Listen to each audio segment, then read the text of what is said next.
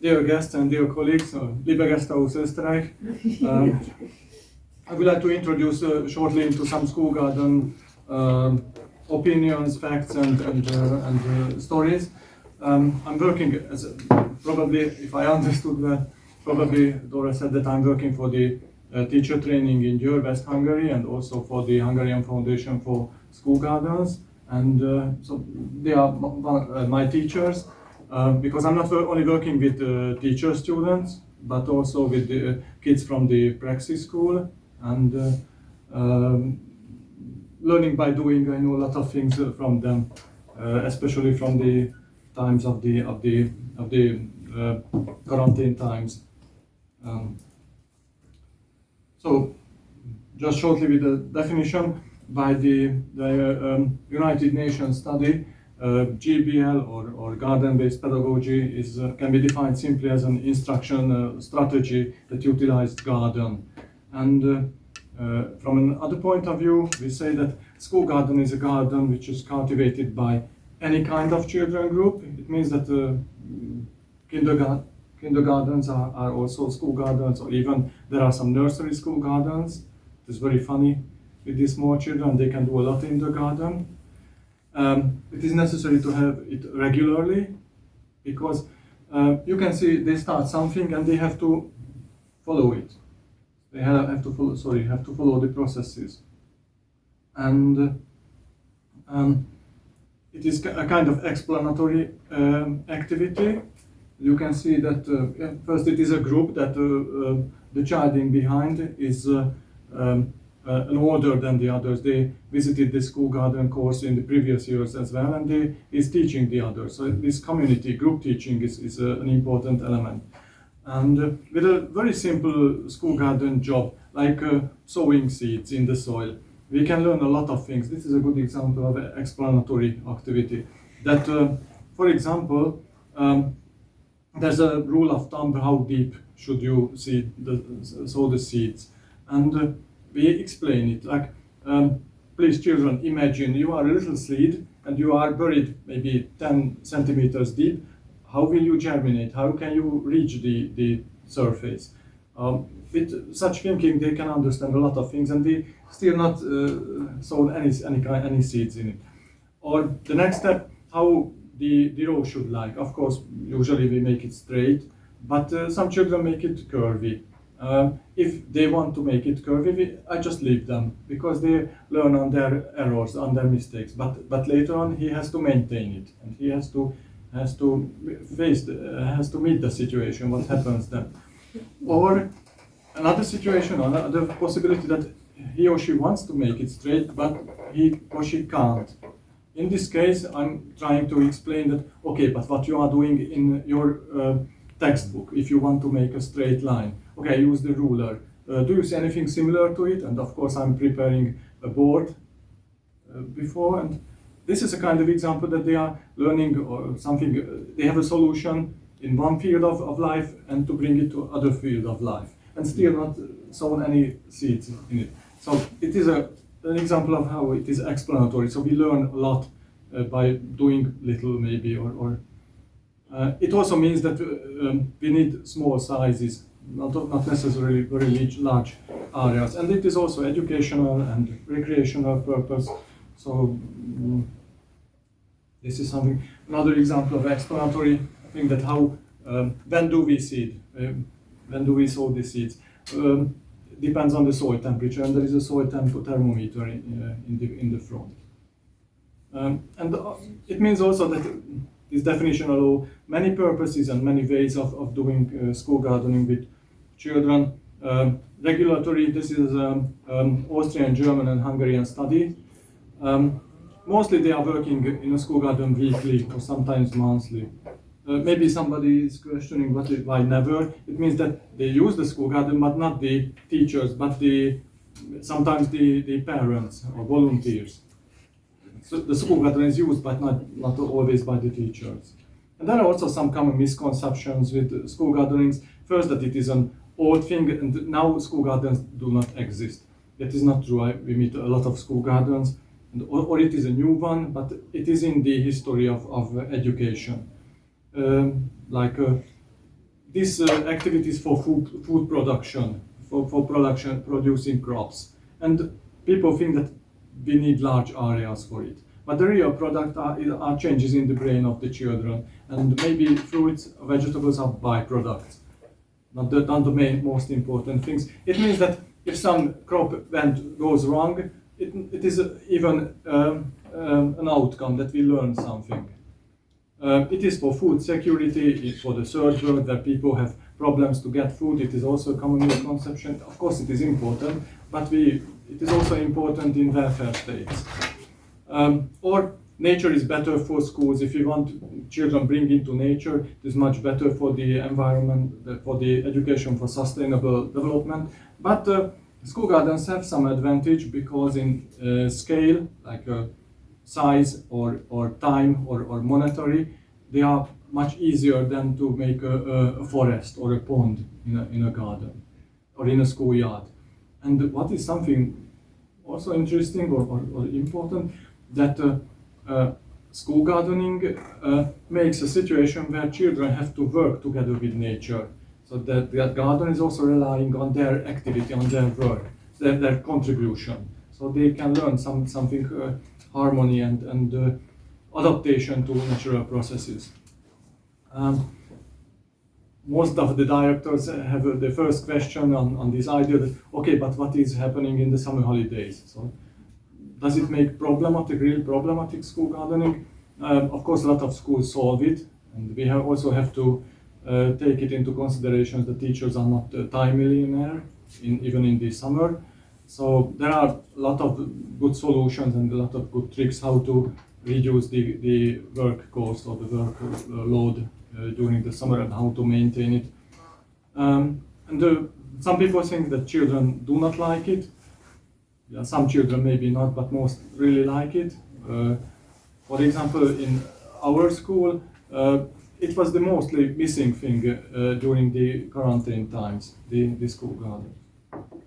Yeah, and by the way, sorry not to tell it in the beginning, you can get this presentation and there are some data which I do not have time to explain, but you can later have a look on it and ask me questions on emails or later on today. Just some facts that school gardens are not new. Among the most important persons in the history of pedagogy, they were writing on school gardens. And just one person, maybe it is interesting in Finland, the first school gardeners in Hungary was a German Slovak Lutheran priest, Samuel Tessedik, who made the first school garden in the 18th century as a kind of diligence school. These are pictures from our university, the teacher training institution, before the war. It is a good example how school gardens were widely used in Central Europe, or all over the world, even in the US, everywhere, in Finland as well.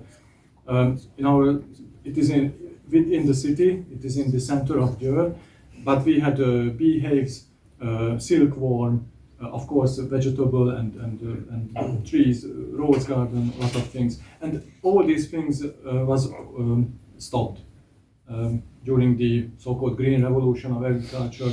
So pesticides, machinery, fertilizers came, and it was not necessary to teach the whole society for the agriculture, because now 1 to 2% is working in this field in a welfare state. That's why it is interesting again. What is brought the renaissance of the school gardening? For me, the best sentence is in a German textbook from Gerhard Winkel: to practice the proper way to treat nature, this is the most important new task of school gardening. So environmental education, sustainability education brought this topic back. In Germany, around the age of Chernobyl, and they start to find something new, something to protect us from such disasters. And everywhere school garden numbers, or most countries, is growing, but we do not have research or data, wide range data. We have some data in Hungary, and probably other countries have similar results. The yellow spots are the number of schools, and it is nearly an exponential curve. It's growing really fast. Half of them which are existing now, this is a 6-year-old story, which were existing 6 years old. Half of them they were established after 2010, and so around 8% of kindergartens and schools had active school gardening at that time. And since there are further developments, because there started a national school garden development program with 400 schools and kindergartens. And this previous German, Austrian, Hungarian study, you can see that which are the biggest aims, the most important aims, why teachers get this extra job, extra work. Among them, in the first 6, there are 5 which is connected directly to the environmental education, the environmental part of sustainability education. So it is really worldwide typical, not only in these 3 countries, everywhere, that sustainability education is the most important task, but not only. Sometimes they use school gardening. Also, I met some school where it was the main reason for conflict solving in the school, some social skills, and it is very easy to describe for parents, to communicate to parents that your kid will work better in the work field because can learn cooperation, for example, and other job-related skills, and parents understand it. Maybe not everybody understands why sustainability education is important, but health is always important for parents, health education. They understand it's good to eat more vegetables and so on. Sometimes they use language teaching in a school garden, and there are a lot of other reasons. And this is just to show for some seconds. This is a very good study, which you can later see in more details, that in the green field we can see how nature can be introduced into a school or kindergarten. In the curriculum, it is an American study from co-workers. And in the purple field you can see possible outcomes, like increased retention time of subject matters, standardized better tests, or better standardized tests, better leadership or communication skills or spatial skills, of course, stronger connection to nature and so on. And in the blue field we can see the possible conduction fields, like what can happen in the learner or in the learning context. So, and then one kind of possible way to introduce nature into schools and kindergartens is a school garden. And it is also always important to mention this important term, the nature deficit disorder. It was popularized by Richard Lowe, an American writer, and he is speaking about vitamin N. This metaphor means that nature, this N, works like a vitamin. It means that if you do not bring your children into nature and they do not have the time in nature, they're not just missing something good, but they can be really sick. There are many strong connections were demonstrated between ADHD, attention deficit, childhood depression, and other problems, other common problems with the deficit of nature. Being in nature, it also increases creativity. This happened in my town. I visited a school where I heard that the children themselves made the school garden, and they are explaining, the first boy is explaining that how they started. They just could find some broken chair legs in the schoolyard and started to scrape on the ground, and then if it is worked, maybe tomorrow we are bringing some seeds, and they started, and they are really good ideas, and the teacher just let them how to do it. Did not want to tell that not this way, that way, and but if the children asked something, irrigation water tools, they provided it. And one of my favorites is that they could find some rainwater tubes, leftovers in the yard, and they made a cellar, as they call it, is a cellar. But they use it.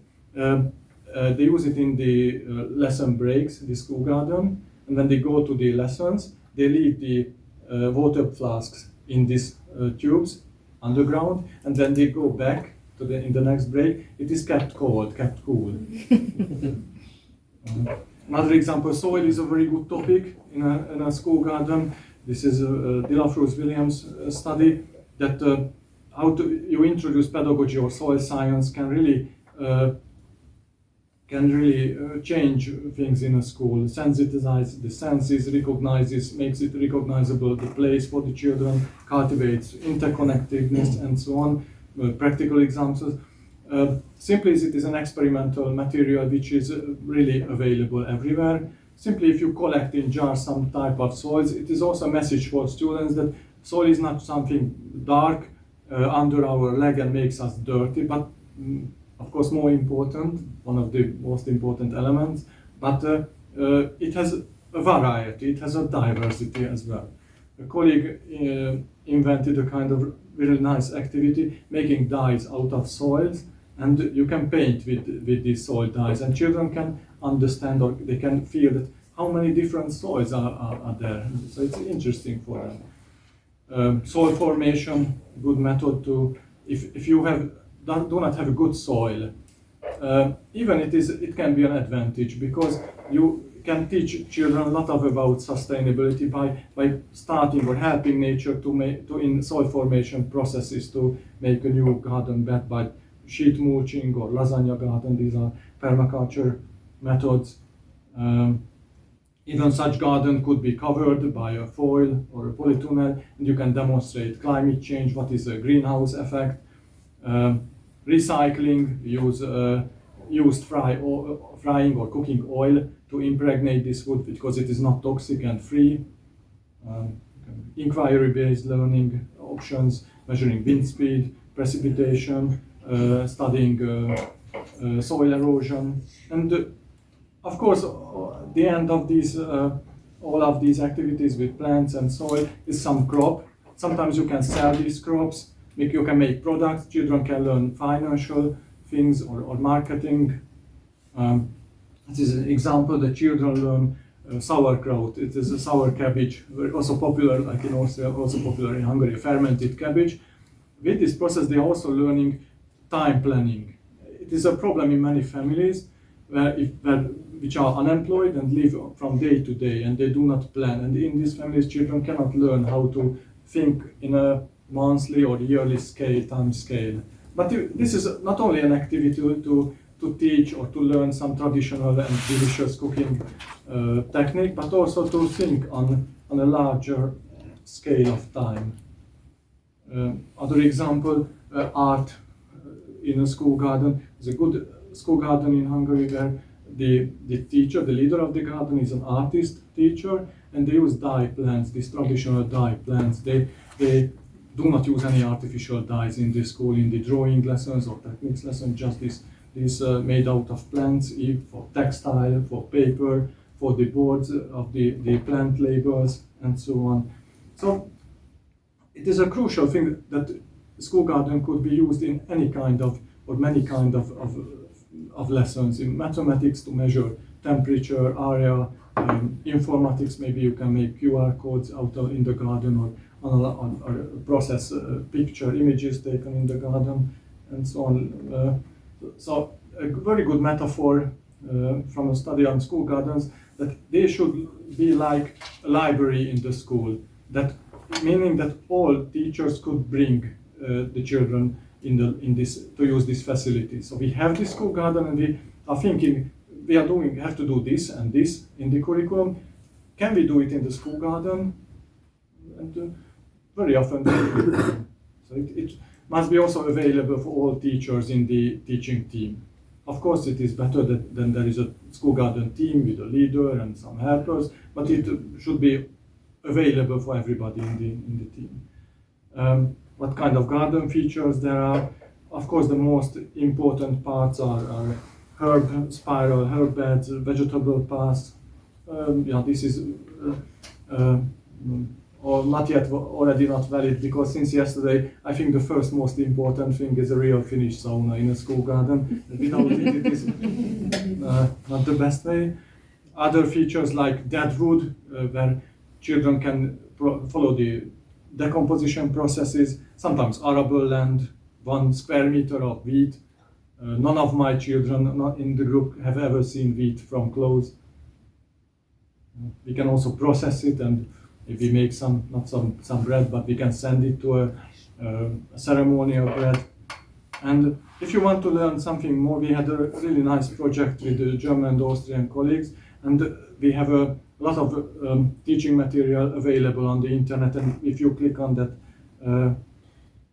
list, on this link from that training, which was done in 2022, you can access to a lot of materials, cards, for example, also practical things like available rule cards. Do not eat or before, if you catch an animal in the garden for investigation, then leave it free afterwards, and so on. And at the end, you can also have an access in this website to a school garden brochure, a best practice brochure. Many countries that contributed to this project sent 5 school garden examples, which are, I think, very nice to say. And this is still open, and we are, the final word I have to say that we are really welcome other countries, Finland as well, to send 5 examples to put it in that brochure, which is available in a PDF. Sorry for taking over 1 minute, but I think I told everything in a nutshell, and I'm available for further questions later on. Thank you for your attention. Thank you.